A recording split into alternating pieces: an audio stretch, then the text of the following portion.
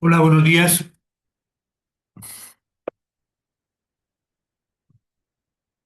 Bueno, vamos a hacer una clase hoy que nos vamos a referir fundamentalmente dentro de los tumores cutáneos a el melanoma. Eh, los objetivos, como os cuento algunos días, los objetivos de lo que deberíamos conocer o saber después de finalizar la clase de hoy, pues está en relación de conocer los diferentes tipos de melanomas,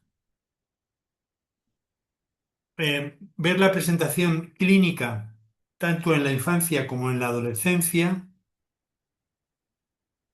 conocer los factores de riesgo y las alteraciones moleculares que son conocidas a días de hoy, ver cuáles son los tratamientos o cuáles son las similitudes que pueden tener con el melanoma del adulto, que es donde podemos y debemos aprender, y esto nos lleva a que muchas veces es una necesidad absoluta la colaboración con equipos que tienen mucha más experiencia, como son los equipos de oncología médica de nuestros compañeros que tratan los melanomas y luego ver las posibilidades que hay de tratamiento, bien con inmunoterapia, bien con medicina personalizada, en el caso del melanoma pediátrico.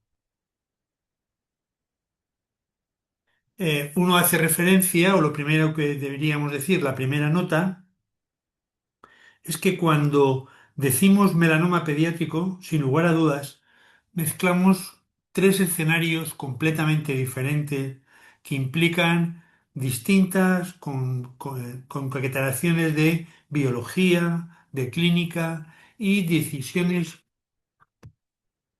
Perdón, es que estoy en clase, te llamo ahora, ¿vale? Que estoy en clase, que te llamo ahora. Os decía, perdonad, os decía que conllevan una situación de tres escenarios diferentes: melanoma congénito, melanoma pediátrico y melanoma en el adolescente. Es decir, tres situaciones en las que tienen una biología distinta, un comportamiento clínico distinto y muchas veces una aproximación terapéutica también diferente. Dentro del melanoma congénito, el melanoma del lactante, nos implicamos aquellas situaciones en las que vienen o es consecuencia de un nebus melanocítico congénito en un porcentaje de ellos importante, o bien de una enfermedad congénita como algunas de las melanosis neurocutáneas que existen, y también hipotéticamente podría haber un paso neonatal, o sea, un melanoma neonatal por transmisión placentaria que, como os pongo en la diapositiva, es altamente infrecuente. Existe otro melanoma, bajo el punto de vista biológico, que sería el melanoma pediátrico. Y entendemos por melanoma pediátrico aquellos que son niños que tienen una edad, generalmente entre 1 y 10 años, en la cual la exposición solar no está demostrado que sea el representante de lo que puede ocurrir o por qué ocurre, que tiene una clínica y una histología que es muy diferente a la que tiene el melanoma del adolescente y por ende el melanoma del adulto, que tiene un mejor pronóstico que el melanoma pediátrico. Y por último, también vamos a hablar en esta clase de un melanoma que es el melanoma del adolescente, que es el melanoma que más se parece al melanoma del adulto. Hay un aumento de la incidencia muchas veces, cada vez más, que se relaciona probablemente a la mayor exposición al sol, que tiene un comportamiento biológico con una serie de alteraciones genéticas muy parecidas a las que tiene también el adulto, y su aproximación terapéutica con medicina de precisión, con inhibidores de BRAF o con inhibidores de MEK, pues es constante y parecido a lo que le ocurre al melanoma de las personas mayores. Bueno, en España, gracias al Registro Nacional de Tumores Pediátricos, pues somos capaces de cuantificar más o menos de cuál es la incidencia que tenemos de melanomas y mirar que entre el año 20 y el año 2021 la incidencia viene a ser de alrededor de 0,74 nuevos casos por año y millón de habitantes menores de 15 años, es decir, una incidencia extremadamente baja. Y también vais a ver que tiene unas pequeñas oscilaciones. En la cohorte 2000 a 2009 fue mayor que fue la de la cohorte 2010-2014, así hasta llegar a los 0,74 que os decía que o 2020-2021, 0,66 y 0,74 en toda la cohorte de media del 2000 al 2021. Podéis ver cómo que hay la patogenia de los melanomas, la podéis ver en esta diapositiva, en la cual las formas familiares representan alrededor del 5 al 10% de los melanomas cutáneos. Cuando se trata de estos melanomas familiares, suelen tener una alteración en línea germinal en el gen CDKN2A, que puede ocurrir hasta en un 10% de los casos, y por eso se hace necesario en muchos de ellos, en pacientes que hay algún tipo de antecedente, buscar este gen. Mirar cómo este gen produce una serie de alteraciones en genes como que localizados en P1 o en P14, que implica algunas alteraciones en ciclasas con CD4, CD5, terminando por alteraciones en genes de transcripción o alteraciones por la vía del P14 que terminan alterando la proteína P53 y que producen también esta alteración que os decía. En pediatría, los melanomas más frecuentes son los melanomas esporádicos, es decir, no los melanomas familiares, sino que se trata de niños que no tienen, pueden tener exposición al sol, pero no mucha, sobre todo los que son en las épocas más jóvenes de la vida. El fenotipo de riesgo está claro, como es la niña que veis ahí, niños con piel clara, rubios, pelirrojos, con pecas, con albinismo, pacientes como también el que veis ahí, que tengan nebus atípicos, nebus displásicos o nebus melanocítico congénito, o bien, como también tenéis ahí oportunidad de tener, pacientes que tengan melanosis neurocutáneas, seroderma pigmentoso, progeria o antecedentes de cáncer hereditario, como es el caso del el retinoblastoma hereditario. Bueno, mirar ahí características que tienen de cómo son las lesiones, eh, el melanoma que viene del nebus melanocítico congénito, que es el que tenéis puesto ahí en la diapositiva. Hay un tipo biológico distinto que vamos a tener la oportunidad de estudiar, que es el que se llama el melanoma espizoide, desde una pápula rosácea, como veis en la diapositiva, que también se puede producir. Y por último, el melanoma convencional. Mirar que si uno te dijeran alguna vez que cuál es la lesión histológica, que siendo una pápula rosado, que tuviera un crecimiento rápido, que fuera melanocítica, o sea, no fuera melanocítica, y que termina desarrollando un melanoma, pues estaríamos diciendo probablemente que se trata de un melanoma espizoide y que va a tener una consideración biológica y clínica distinta. Si hablamos de la primera variante, que son el melanoma de niño muy pequeño, es hablar el melanoma que incide sobre un melanoma de un nebus melanocítico congénito. En general, esto puede ocurrir, el nebus melanocítico ocurre en alrededor del 1% del total de los nacimientos de recién nacidos, y según el tamaño que tiene el nebus, podremos hablar de nebus pequeños o medianos o nebus gigantes, que son aquellos que tienen un tamaño muy considerable, más de 20 centímetros. El riesgo de desarrollar un melanoma está claramente desarrollado, está correlacionado con los nebus gigantes.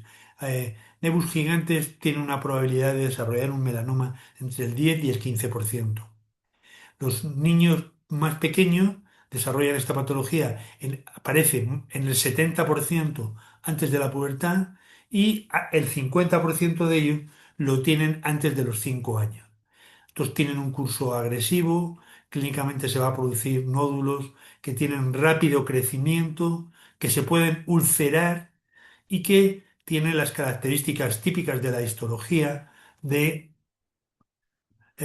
células pequeñas, azuladas, de alto índice mitótico y con necrosis. El otro comportamiento que tenemos que tener en los melanomas es el melanoma esquizoide. Son lesiones cutáneas que aparecen en la edad temprana de la vida. Muchos de ellos, o el espectro diagnóstico es un nevus de Speed, que se parece de alguna manera a una pápula rosada. Luego termina pues, produciéndose o transformándose en un nevus atípico y del nevus atípico pasa a un melanoma esquizoide. Dentro de ellas podríamos ver que son pápulas amelolanóticas, rosadas, rojizas, que pueden estar ulcerados con frecuencia. Son niños que no tienen factores de riesgo, que su clasificación A, B, C, D, como veréis luego, no la siguen, no la tienen, y que la morfología que tiene un esquizoide es atípica, citoplasma eosinófilo, alto índice metótico, con epiplasia epidérmica, y que tiene una característica que es la profundidad, lo que llamamos el índice de Breslow, suele ser mayor que en los melanomas no esquizoides. Si seguimos hablando de los melanomas esquizoides, deberíamos decir que algo que vais a ver ahora también, la biopsia del ganglio centinela no está bien consensuado, el papel no es tan claro como en el melanoma convencional. Desde luego, todos los melanomas esquizoides tienen un mejor pronóstico que los melanomas convencionales. Y en esta publicación, como veis ahí, de 38 versus 39 no esquizoide, las características que aparecen es que el melanoma esquizoide aparece en una menor edad que el melanoma no esquizoide, que el Breslow es mayor, la infiltración es mayor, la profundidad, perdón, que es lo que mide el Breslow, que hay una mayor infiltración del ganglio centinela y que también claramente la mortalidad en el melanoma esquizoide versus el no esquizoide es claramente mejor, o sea, 5,9 versus 12. Aunque en muchos trabajos la diferencia no es estadística significativa. Decía antes que en la manera de clasificarse para los criterios clínicos, en el adulto, siguen una clasificación que se llama A, B, C, D, que viene de amelanocíticos, de sangrado, de color, de el diámetro que tienen y de la asimetría. Bueno, esta es, como vais a ver ahora, en los pacientes pediátricos no es, no es factible poderlos clasificar de esta manera. Mirar cómo aquí en los grupos de edad de menos de 10 años y los grupos de edad de más de 10 años, como los niños mayores necesitan una clasificación diferente que hace referencia también a A, B, C, D, pero dicho de otra manera distinta, como son amelanocíticos, tienen sangrado, tienen alteración en la consistencia de color, el diámetro de menos de 5 y muchos de ellos son evolucionados. Otro punto que también es imprescindible para poder conocer es que muchos de estos tumores de los que hemos ido hablando, de estas tres formas, tres, cuatro formas, es que los tumores de niño muy pequeño, la gran mayoría de ellos tienen alteraciones fundamentalmente o en BRAF o en NRAS, que los melanomas esquizoides tienen alteraciones en ROS1 o en NTRK1, NTRK2, ALK o BRAF, mientras que en los melanomas que vienen del nevus melanocítico congénito, las implicaciones fundamentales son en NRAS, también pueden tener alteraciones en BRAF y tienen alteraciones de hipermetilación en TER. Mientras que el melanoma convencional, el típico de el niño adolescente, que son igual que los mayores, La gran mayoría de ellas tienen alteraciones en BRAF y tienen también alteración en los promotores de hipermetilación, TER. Bueno, aquí lo veis como es la parte de los niños adolescentes las que tienen un patrón genético que se parece mucho al melanoma del adulto. El melanoma del adulto es el de la parte izquierda de la diapositiva, el melanoma del niño convencional, el paciente pediátrico. Mirar cómo tienen alteraciones que comparten fundamentalmente en BRAF y luego cómo son frecuentes, pero en diferente índice de frecuencia, pérdida en el gen CDKN2A y también en el gen PIT.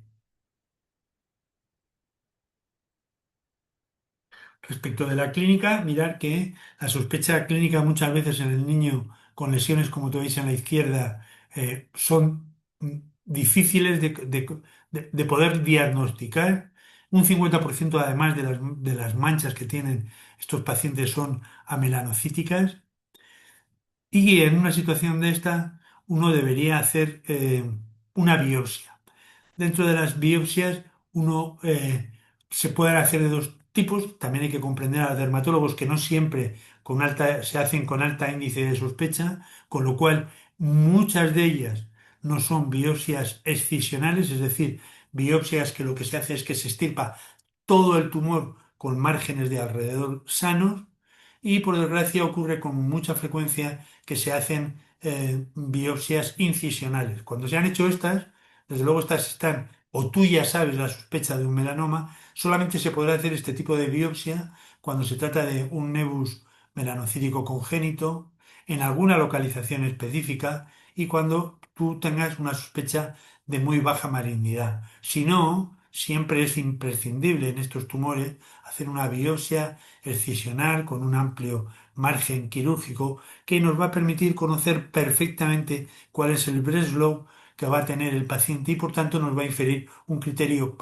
diagnóstico y pronóstico muy importante. Y como os he dicho, en los niños los criterios de A, B, C, D que se aplican en el adulto son diferentes y se aplican, como veis ahí, la posibilidad de que, como es amelanocítico, la D de sangrado, de blending, el color uniforme y si aparece de novo o cómo es el diámetro.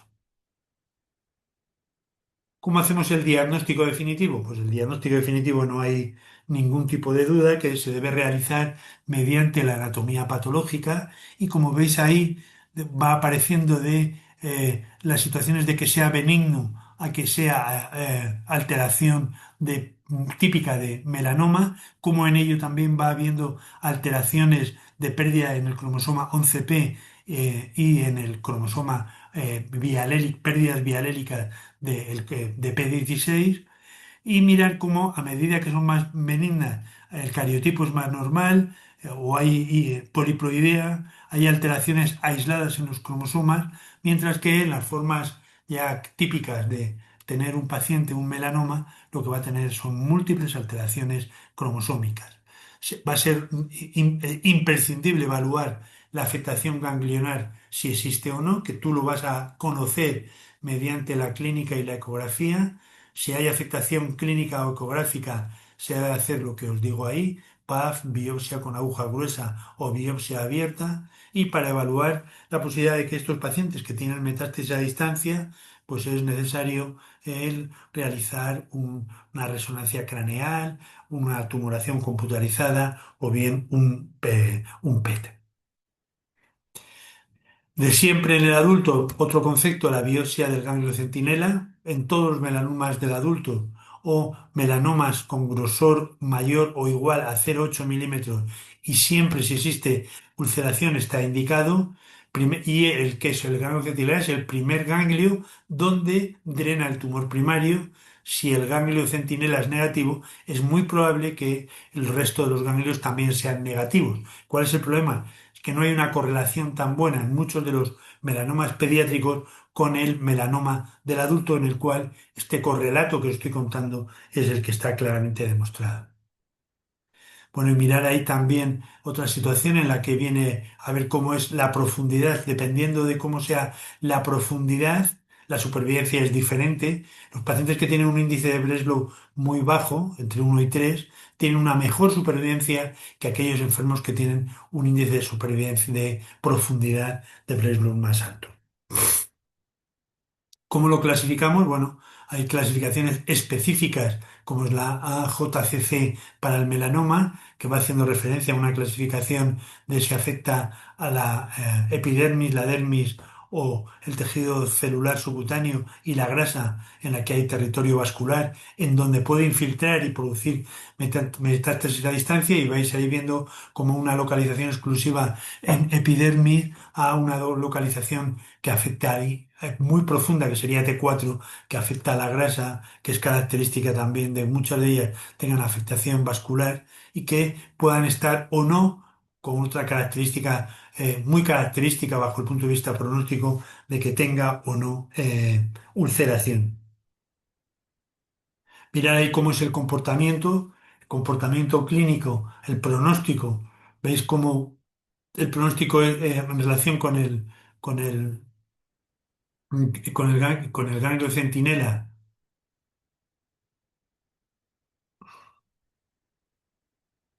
Podéis ver aquí, ¿no? Cómo es cuando tienen afectación in situ, cuando está localizado, cuando tiene afectación regional o cuando tiene enfermedad a distancia.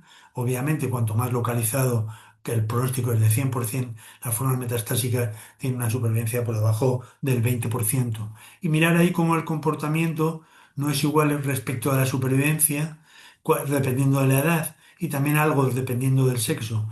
Cuando son niños, o sea, el que digamos hemos dicho hasta menos de 10 años, que es el que decimos que es el melanoma de la infancia, tiene una supervivencia muy aceptable porque la gran mayoría de los casos son localizados o in situ y tiene más o menos parecido que sea chico que chica.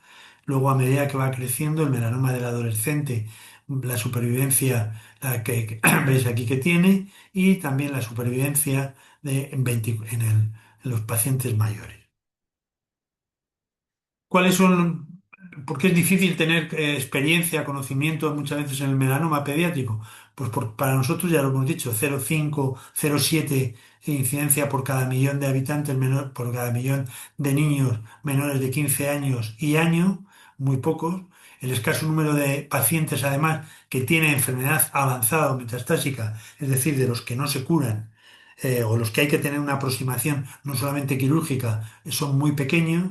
Al ser tan pequeño, la industria farmacéutica no tiene mucho interés en buscar procedimientos de medicina personalizada e inmunoterapia. Hay muy pocos ensayos clínicos, muy difícil reclutar pacientes y las opciones terapéuticas con experiencia son muy limitadas. Por eso el melanoma en niños y adolescentes puede beneficiarse fundamentalmente de la terapia que tienen los adultos. Está claro que todos aquellos casos que son localizados no son subsidiarios nada más que de tratamiento médico, o sea, tratamiento quirúrgico, pero hay una serie de pacientes que sí es claro que deben ser tratados con algún tipo de tratamiento. Y básicamente lo ideal sería sometidos en el contexto de ensayos clínicos. ¿Cuáles serían ellos? Pues serían aquellos pacientes que tengan estadios 3 no resecados o estadios 3 resecados, que está más en duda, y desde luego, sin duda, el estadio 4. ¿Y cómo los trataríamos? Pues con arreglo a la experiencia que tenemos en adultos en este momento, melanoma que vienen del nevus melanocítico congénito con estadios 3 resecados o no resecados, se habría que aplicar inhibidores de MEK, como vais a ver luego. En el caso del melanoma esquizoide, en estadios 3 o estadios 4, inhibidores de NTRK, de ALK o de ROS o de BRAF. Y en el melanoma convencional, lo mismo que se utiliza en los pacientes adultos, inhibidores de BRAF, inhibidores de MEK o bien inhibidores de inmunoterapia, inhibidores de checkpoint. ¿Cuáles? Pues mirar que tenemos inmunoterapia como el ipilimumab o el nivolumab, inhibidores de MEK como el drafenib o el tramatemib, inhibidores de BRAF, como es el caso de el Drafenib. Quimioterapia convencional no tiene ningún sentido. Se ha utilizado temozolamida o dacarbazina, pero sin ninguna sin haber aportado nada al paciente clínico. También se trató durante tiempo con interferona alfa, pero ya está en desuso. Y como os digo, la necesidad absoluta de estos enfermos tratarlos muchas veces en ensayos clínicos. ¿Cómo lo trataría? Pues es sencillo, según la clasificación que hemos dicho antes de ACC-C1, los estadios bajos son exclusión y que tienen poca profundidad, solamente es esperar y ver. En los estadios que igual, pero que tengan un Breslow mayor, también es esperar y ver, pero sí que tener la posibilidad de, si existe algún ensayo clínico, alguno de estos pacientes podría mejorarse. Y en los estadios 3 nos vendrían dos situaciones diferentes. Aquellos pacientes con estadio 3 que son resecados o aquellos pacientes que son no resecados, bien porque sean estadios 3 o bien porque sean estadios 4, como os pongo aquí. Mirar que en los ensayos clínicos que hay hasta ese momento es la posibilidad de utilizar inmunoterapia, un anti-PD-1 como el nivolumab o pembrolizumab, y con la posibilidad de, según como sea el estatus de BRAF, poder utilizarlo, utilizando Drafenib o Tramatinib, según como sea el BRAF, o la situación de estadios 4 en el cual se utiliza Nivolumab o el Pembo asociado a otros de inmunoterapia como Ipilimumab o Nivolumab, y según, pudiéndoles asociar, según como sea la situación mutacional del BRAF, con inhibidores de BRAF y de MEK, como es la feniltrametinib o otros inhibidores de BRAF. ¿Qué os deberéis llevar a casa para recordar? Que el melanoma pediátrico es un tumor raro, que la centralización y colaboración con equipos de adultos es imprescindible, que hay tres subtipos diferentes, que no sigue criterios clínicos establecidos en adultos, que la mayoría de los pacientes tienen melanoma localizado y que solamente con la restricción son suficientes para el tratamiento, y que el resto de los pacientes tienen que ser tratados fundamentalmente en el contexto de ensayos clínicos para conseguir mejores resultados copiando los esquemas de los esquemas de melanoma de la. Y nada más, muchas gracias por haberme escuchado y nos vemos el próximo día.